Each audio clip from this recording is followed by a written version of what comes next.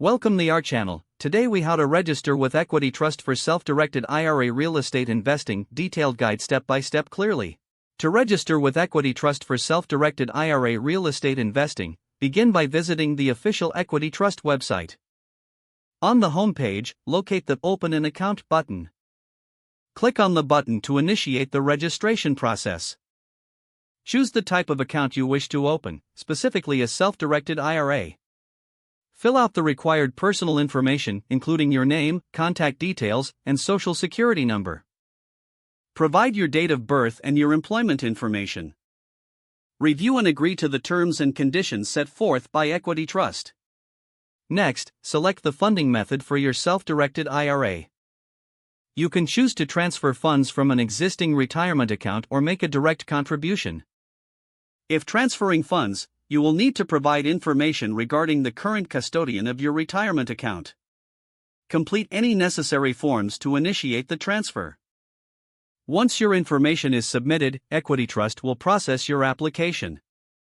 This may take several business days, so be patient during this period. You will receive confirmations and further instructions via email as your registration progresses. Once your account is approved, log in to your EquityTrust account. Familiarize yourself with the account dashboard and available features. You can now begin exploring investment options in real estate. Ensure you maintain all necessary documentation for compliance with IRS regulations. Consult with a financial advisor if you have questions about specific investments.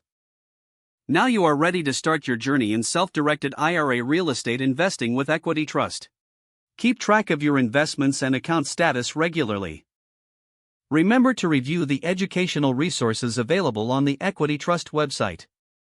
If the page does not load, refresh the browser or try again in a private or incognito window. Make sure you are using the correct email address, then retype it carefully to avoid small typos.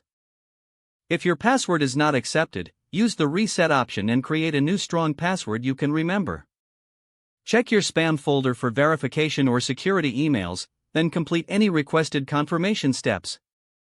Enable two-factor authentication if available to improve account security and reduce unauthorized access risk. After signing in, review your profile details so your contact information and settings are accurate and current.